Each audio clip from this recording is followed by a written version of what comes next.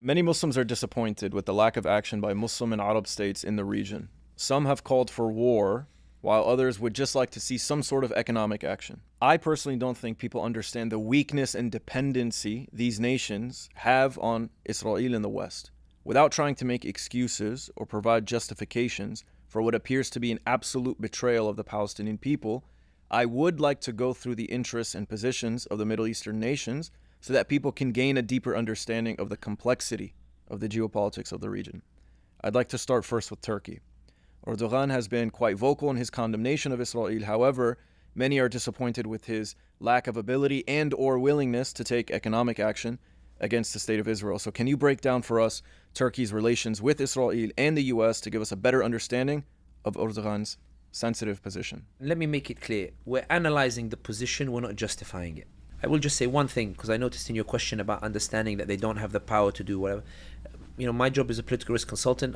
There are many governments that they are also clients, and I advise their ambassadors, or sometimes their foreign ministries or the like. We might believe that the Muslim world doesn't have agency. Their questions suggest that the Muslim world does. A lot of the questions are, what if this Muslim country does this? What if Turkey opens more military bases? What if, they express a concern over a scenario that agency might actually be deployed, and in asking that question they are affirming that they see agency in the Muslim world even if the Muslims don't see it, which is why I'm a firm believer that the Ummah always has power. It's just that there are conditions to manifest that power, and part of that condition is perseverance in the struggle that results from manifesting that power, which I think many of the Ummah are not necessarily ready for, particularly those in the West. I think other parts of the Ummah they are. But having putting that aside, let's put ourselves in the position of Recep Tayyip Erdogan. You find gas in the Eastern Mediterranean and you believe that you have a right to access that gas.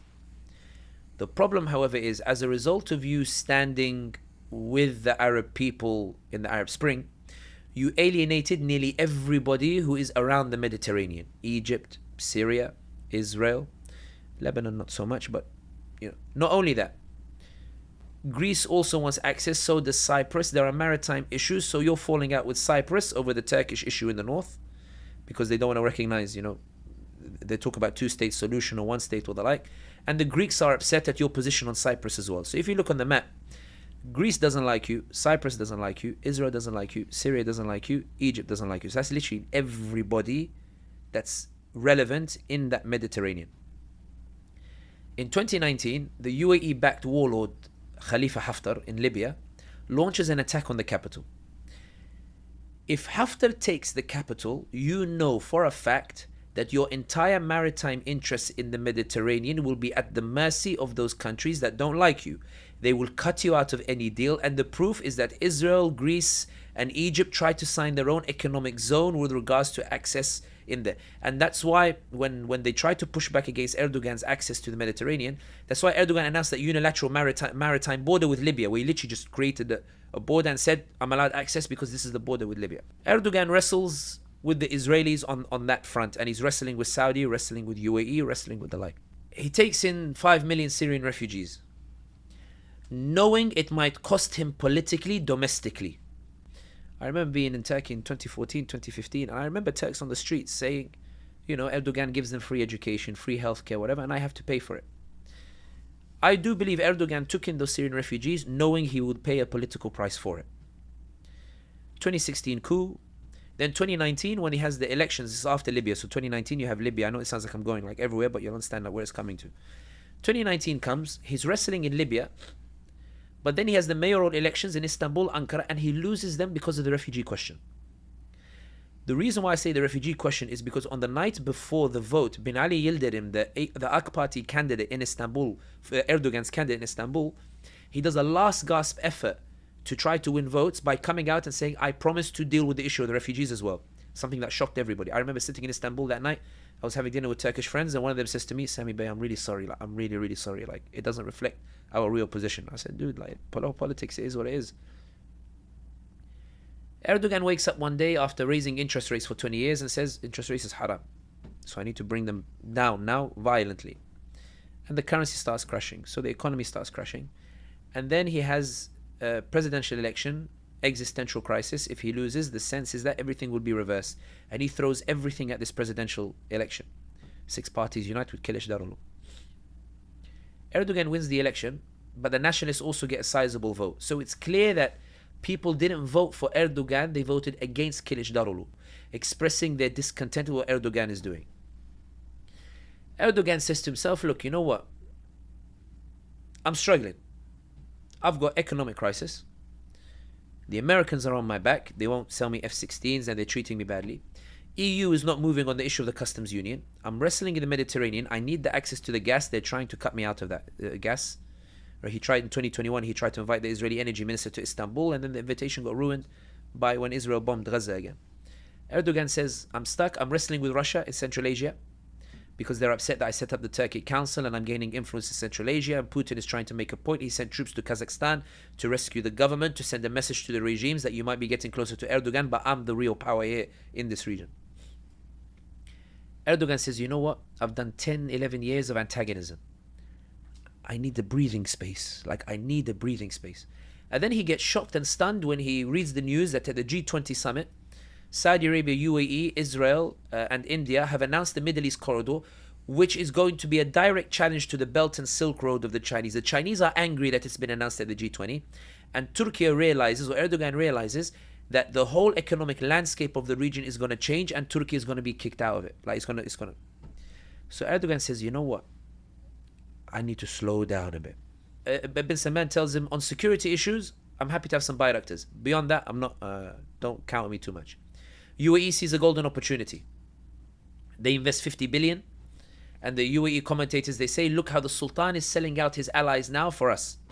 And the Turks, they say, look, we're stuck, we can't do anything. And they tell, the Muslim Brotherhood allies in Istanbul, we need you to be quiet now on Sisi. And they thought it's a joke in the beginning, like it's a friendly. And then when they really start, they say, listen, no, we're serious.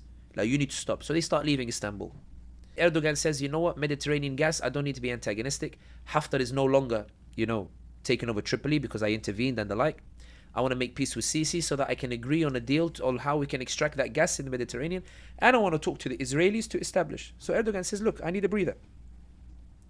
I need to solve my currency. I'm going to talk to the Israelis about setting up a joint gas pipeline so we can all have access to the gas. I'm going to talk to the Saudis in the hope I get more investment so they can calm down in their lobbying against me. I'm going to talk to the UAE. They're going to invest, and we're going to work together in Libya, in Somalia, these other places, in Ethiopia and Sudan, where we have mutual interests as well. And Erdogan says, look, Muslims just need to understand. I tried and now I'm struggling.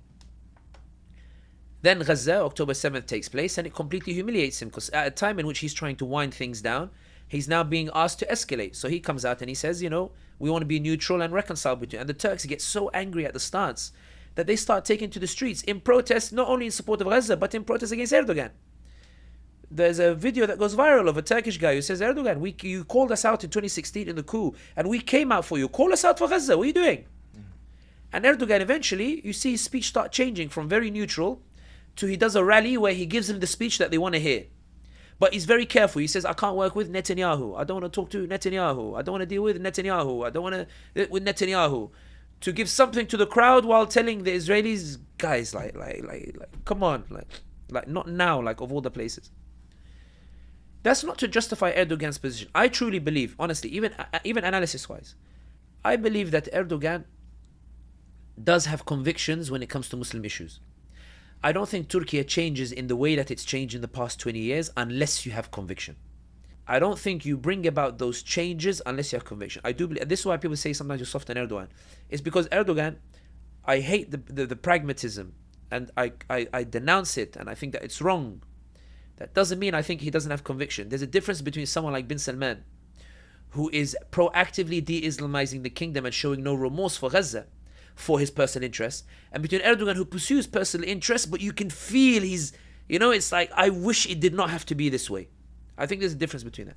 And that's why I think with Erdogan for Gaza, he says, one, what can I realistically do?